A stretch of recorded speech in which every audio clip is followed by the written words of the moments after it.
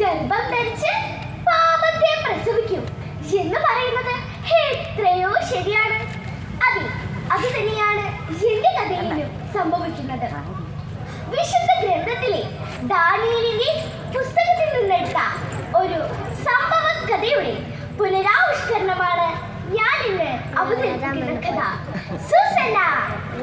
പ്രൗഢിയായ Babylon, അവിടെ വളരെ വൃത്തിയുള്ള ആ ഒറ്റയടിപ്പാതയിൽ മനോഹരമായി വെട്ടിയൊരുക്കിയ പൂച്ചെടികൾ ബാബിലോണിന്റെ സംസ്കാരം തന്നെ വിളിച്ചറിയിക്കുന്നു.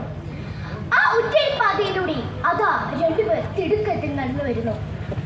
അരുക്കത്ത് പിടിപ്പിച്ചൊരാടകളണിഞ്ഞവർ അധികാര ചിഹ്നങ്ങൾ മേനിയിൽ പേരുമോ ആലോചിച്ചുറപ്പിച്ചു, കാതിൽ മന്ത്രിച്ചു, അതിലൊരു ചതിയുടെ ഗന്ധമുണ്ട്.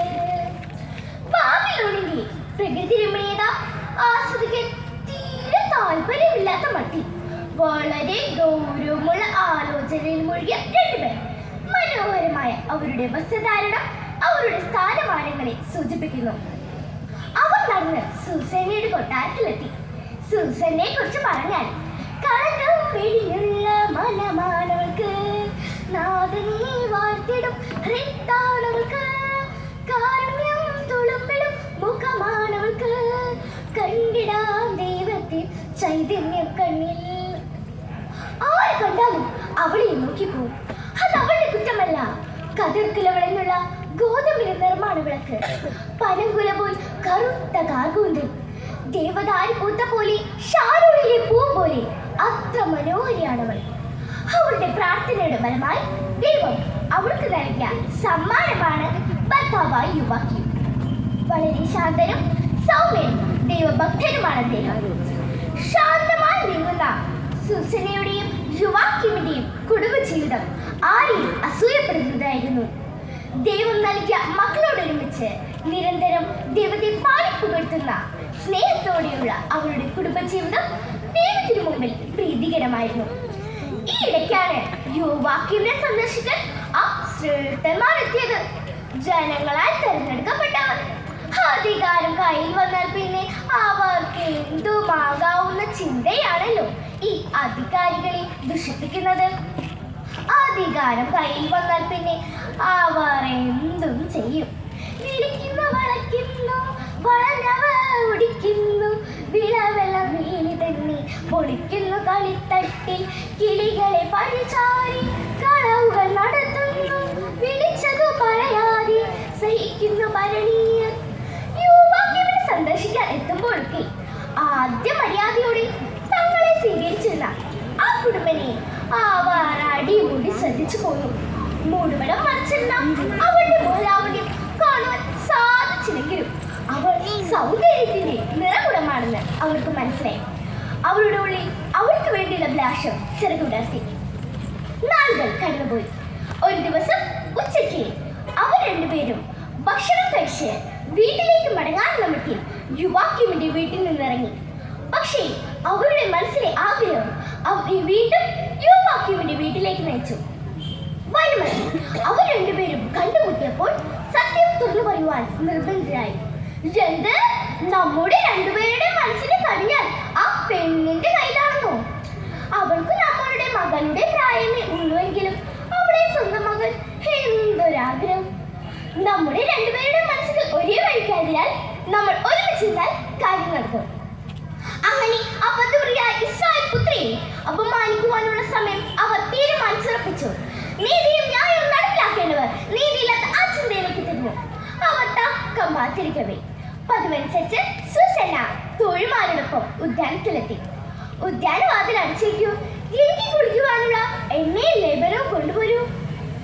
തോഴിമാർ പോയി നിർപ്പായപ്പോൾ ആ ഉദ്യാനത്തിൽ മറഞ്ഞിരുന്ന ശ്രേഷ്ഠന്മാർ സൂസന്നയുടെ മുമ്പിലെത്തി. പേടിച്ചു രണ്ടൊരു കുഞ്ഞാടുപോലവേ മുഴിമുട്ടി നിന്നിതാ കമ്പിത ഗാത്രിയാം, എന്തിനും പോന്നരാ മറ്റർക്കു മുമ്പിലായി അമ്പേ ഭയന്നവൾ യാചിച്ചു പുത്രി പോൽ. ഹരിത്, ഈ ദാസിയോട് കരുണ കാണിക്കണം. നിങ്ങളുടെ മകളെ പോലെ എന്നെ കരുതണം. സൂസന്ന, നീ ഞങ്ങൾ ഇഷ്ടത്തിന് വഴങ്ങിയില്ലെങ്കിൽ നിന്റെ കൂടെ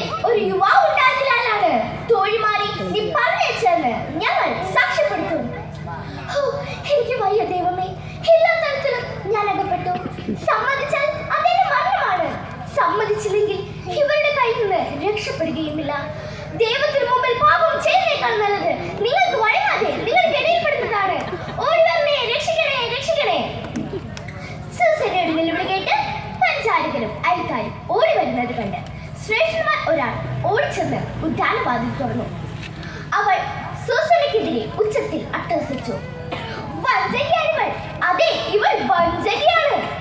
നല്ലൊരു ദേവനെ, മാന്യ ഭർത്താവിനെ വഞ്ചിച്ച് പണിവിട്ടതാണവൾ.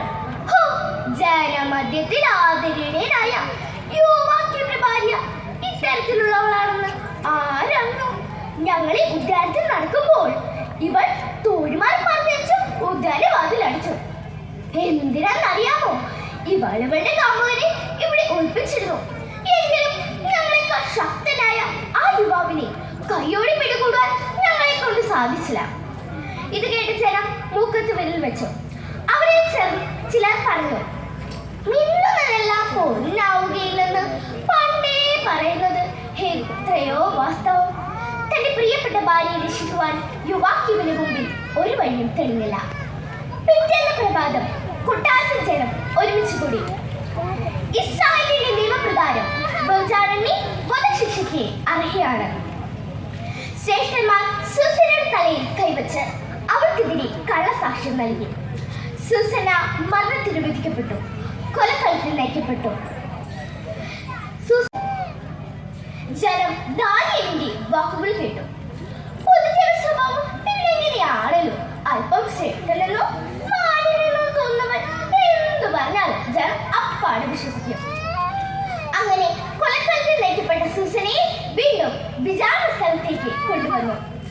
ശ്രേഷ്ഠന്മാരെ തമ്മിൽ അകത്തു നിർത്തിയിട്ട് ദാനിയേൽ ഒന്നാമനോട് ചോദിച്ചു, പറയൂ, ഏത് മരത്തിന്റെ ചുവട്ടിൽ വെച്ചാണ് സൂസനയും കാമുകനെയും നിങ്ങൾ ആലുകമത്തിനായി കണ്ടത്? ഒരു കല്യാണം ചോട്ടിൽ വെച്ചാ. നിങ്ങൾ പറയൂ, ഏത് മരത്തിന്റെ ചുവട്ടിൽ വെച്ചാണ് സൂസനയും കാമുകനെയും നിങ്ങൾ ആലുകമത്തിനായി കണ്ടത്? ഒരു കരിവേലകത്തിന്റെ ചോട്ടിൽ വെച്ചാ. നിങ്ങളുടെ വാക്കുകൾ കൊണ്ട് തന്നെ നിങ്ങളുടെ കളവ് തെളിഞ്ഞിരിക്കുന്നു. ആ തെറ്റ് അന്തരായ ശ്രേഷ്ഠനെ നിങ്ങൾക്ക് പറയാമോ? തെറ്റ് ആരുടേതെന്ന്? ഈ സ്ത്രീയുടേതോ അതോ നിങ്ങളുടേതോ? പറയൂ, ശ്രേഷ്ഠ ആരെന്ന് പറയൂ. നിങ്ങളുടെ ഇഷ്ടത്തിന് വഴങ്ങിയ മറ്റ് ഇസ്രായേൽ സ്ത്രീകളെക്കാൾ വ്യത്യസ്തയായി ദൈവത്തിന് മുമ്പിൽ പാപം ചെയ്യാത്ത ഈ ഇസ്രായേൽ പുത്രിയെ നിങ്ങൾ ശിക്ഷയ്ക്ക് വിധിച്ചു. ഇതാ നിങ്ങളെ ശിക്ഷിക്കുവാനായി ദൈവജനം കാത്തു നിൽക്കുന്നു. അവരെ ഞങ്ങൾക്ക് വിട്ടുതരൂ, അവരെ ഞങ്ങൾക്ക് വിട്ടുതരൂ. ശ്രേഷ്ഠന്മാർ പോലും കല്ലാതെ കൊല്ലുവിൽ രണ്ടുപേരെയും. ജനം ഇളകിവശരായി ശ്രേഷ്ഠന്മാർക്ക് നേരെ തിരിഞ്ഞു. മോശയുടെ നിയമപ്രകാരം ജനം അവരെ കല്ലെറിഞ്ഞു കൊന്നു. സൂസനയും യുവാക്യുമോ അവരുടെ ബന്ധുക്കളുമെല്ലാം ദൈവസ്തുതികൾ ഏറ്റുപാടി. കാരുണ്യവാനായ ദൈവമേ, നീ എന്നും മക്കളെ നൽകുന്നു, മക്കളെ പോറ്റുന്നു. ദൈവമേ, ഭൂവിൽ മനുഷ്യത്തിൽ കഥനത്തെ സന്തോഷമാക്കിയിടുന്നു. പിശാചിന്റെ സകല തന്ത്രങ്ങളും ശുദ്ധതയ്ക്കെതിരെ പ്രയോഗിക്കപ്പെടുന്ന ഈ നാളുകളിൽ ശരീരം ദൈവത്തിന്റെ ആലയങ്ങളാണെന്ന സത്യം ഉൾക്കൊണ്ടുകൊണ്ട് ജീവിക്കുവാൻ സർവശക്തനായ ദൈവം നമ്മെ സഹായിക്കട്ടെ. പ്രിയമുള്ളവരെ, സൂസന എന്ന കഥ ഇവിടെ പൂർണ്ണമാകുന്നു. നന്ദി, നമസ്കാരം.